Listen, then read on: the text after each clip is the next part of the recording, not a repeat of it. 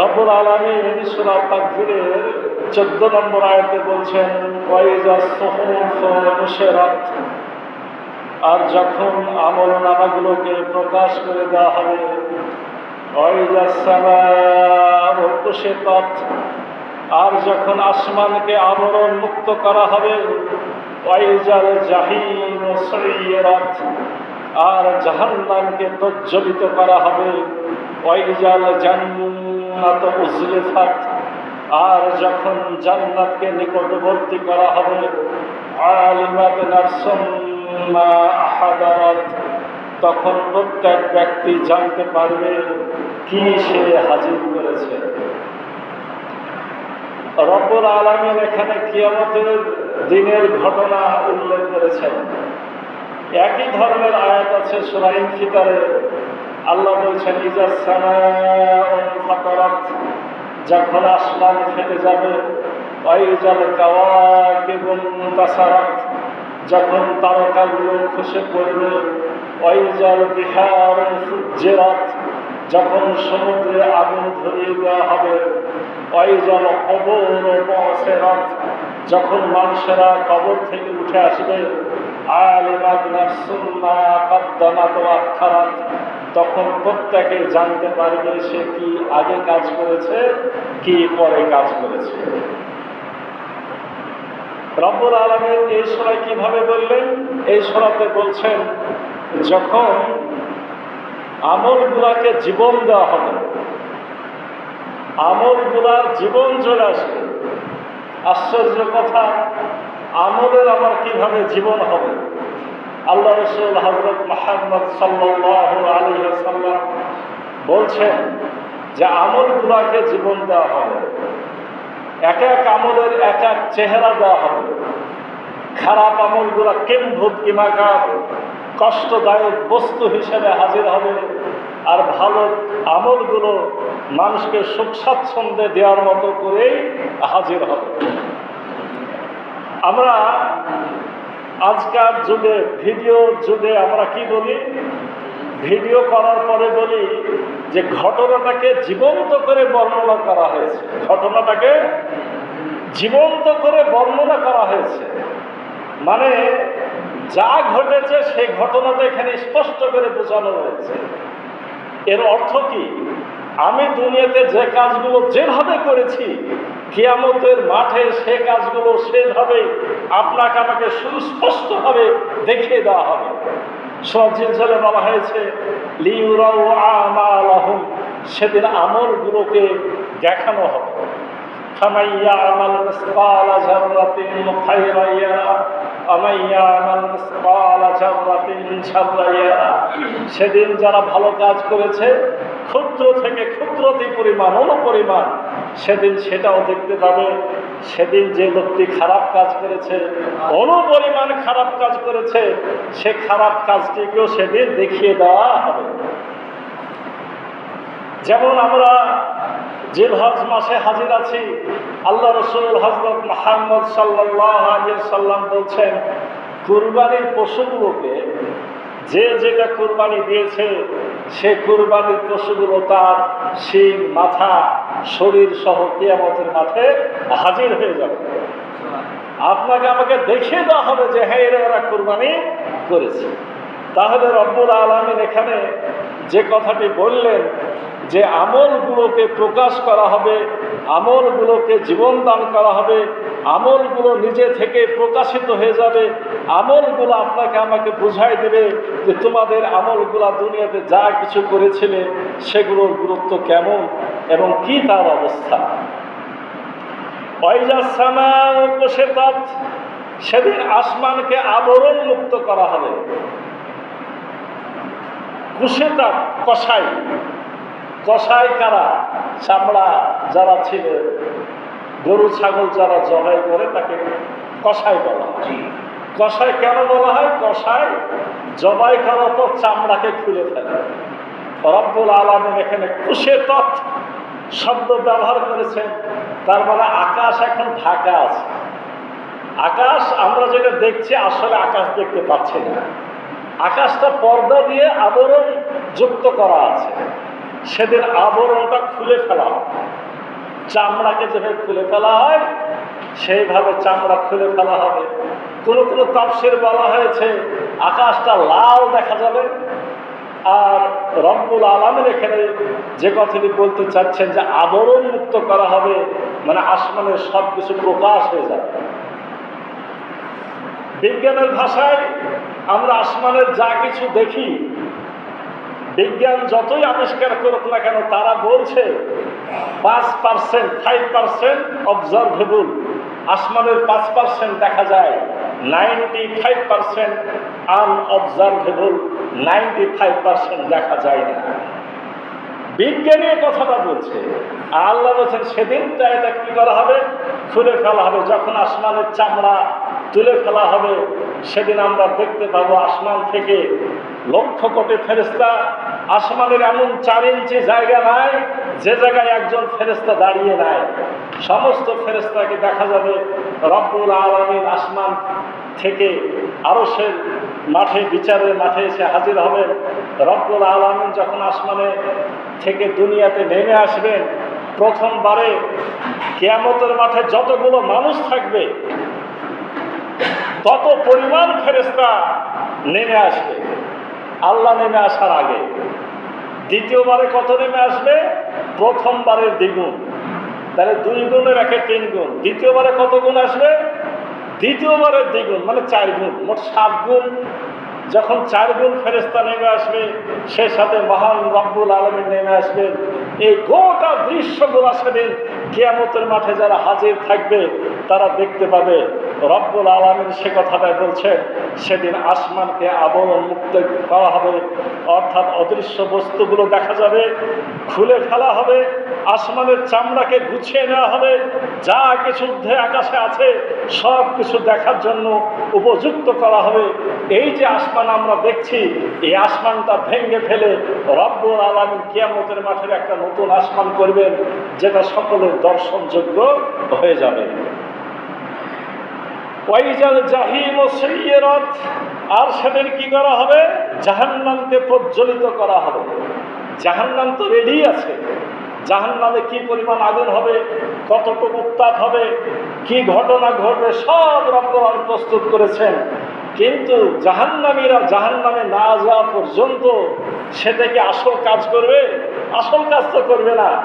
জাহান্নামের মাঠে সেদিন জাহান্নামকে নিয়ে এসে 19 জন ফেরেশতা জাহান্নামকে টেনে কিয়ামতের মাঠে হাজির করা হবে, এবং এরপরে রব্বুল আলামিন সেখানে সুইচ দিয়ে দিবেন, মানে জাহান্নামকে ধরিয়ে দেওয়া হবে।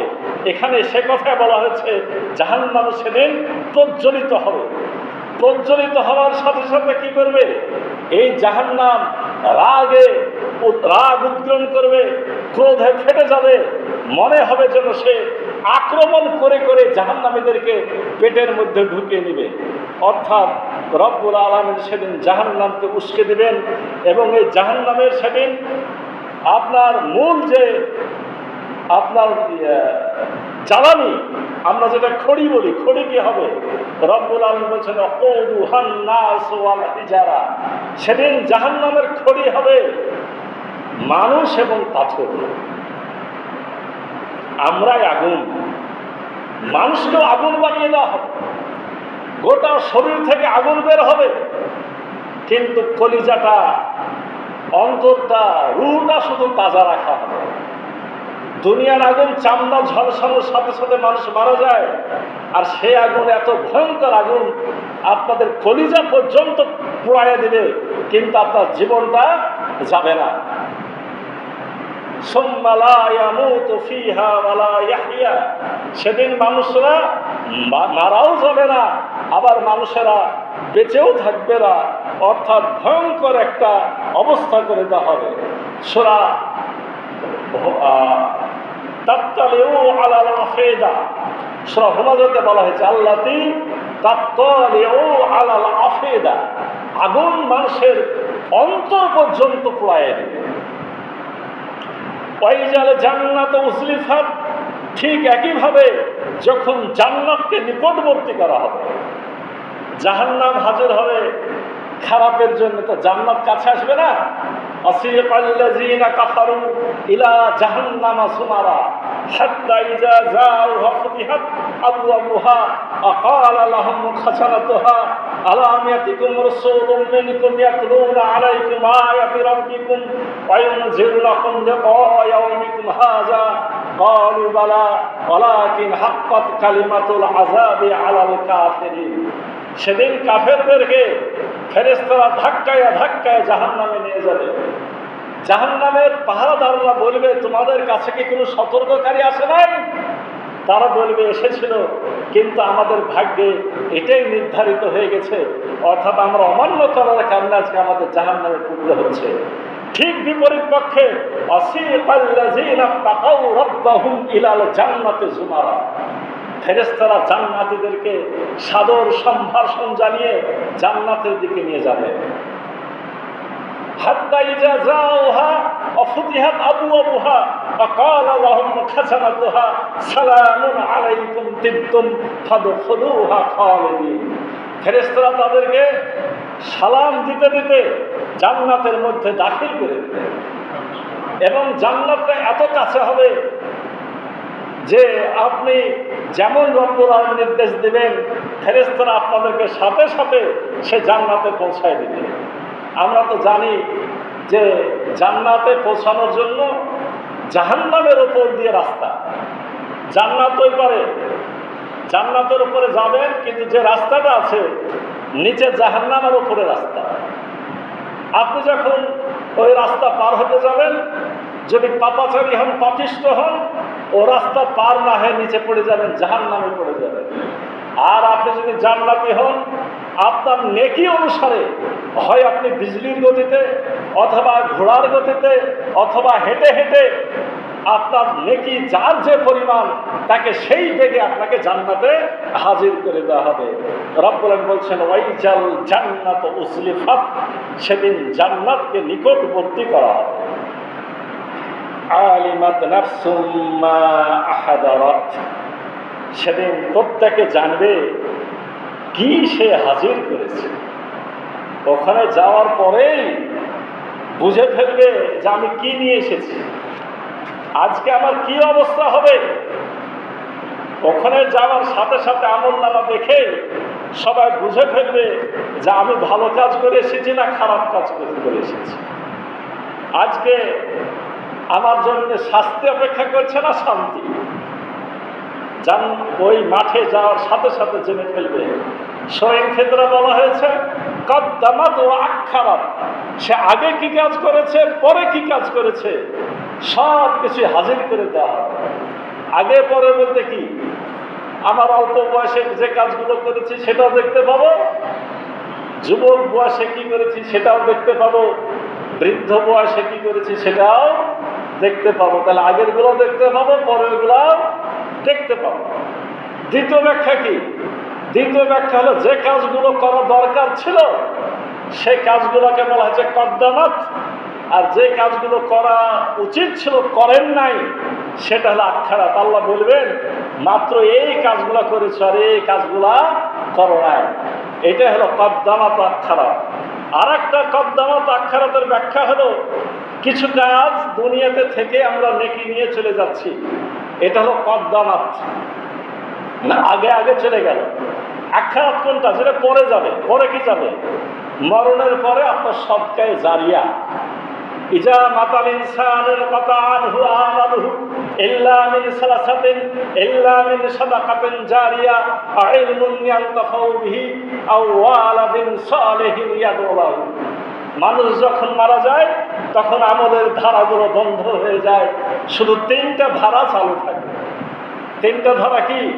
এক নম্বর হলো সদকায়ে জারিয়া, মসজিদ বানিয়েছেন, মাদ্রাসা বানিয়েছেন, রাস্তার ধারে ফলের গাছ বানিয়েছেন, রাস্তার ধারে টিউবওয়েল পুঁতে দিয়েছেন। এই মানুষেরা যতদিন এগুলো ভোগ করবে ততদিন ওরা দোয়া করুক না করুক, আল্লাহ তো দেখছে, আল্লাহ আপনার কাছে নেকি পৌঁছে দেবে। আও ইলমুন ইয়ানতাফাউ বিহি, মানুষকে ভালো জ্ঞান দিয়েছেন, ভালো শিক্ষা দিয়েছেন, দোয়া শিখিয়েছেন, নামাজ শিখিয়েছেন। আপনি কারোর আব্বাকে শিখিয়েছেন, ওই আব্বা তার ছেলেকে শিখিয়েছে, ওই ছেলে তার ছেলেকে শিখিয়েছে।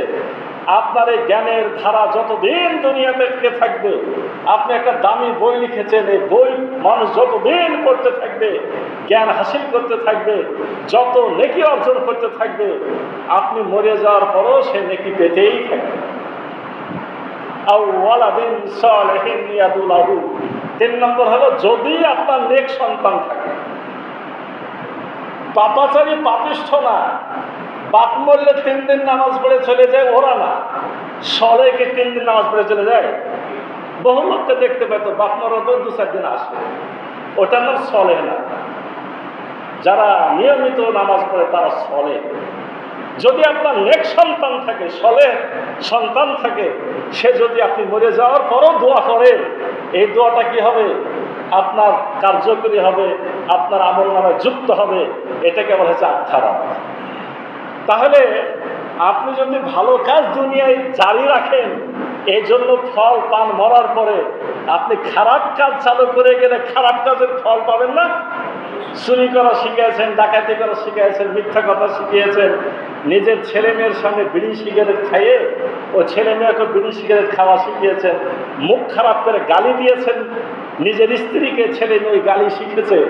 এই গালি যতদিন চলবে, খারাপ কাজ যতদিন চলবে, আপনার তৈরি করা যেমন মসজিদ থেকে নেকি হবে, আপনার তৈরি করা সিনেমা হলের কারণে, যাত্রাপালা তৈরি করার কারণে পাপও একইভাবে কি হবে? যোগ্য থাকবে। এটা হচ্ছে আখারাত।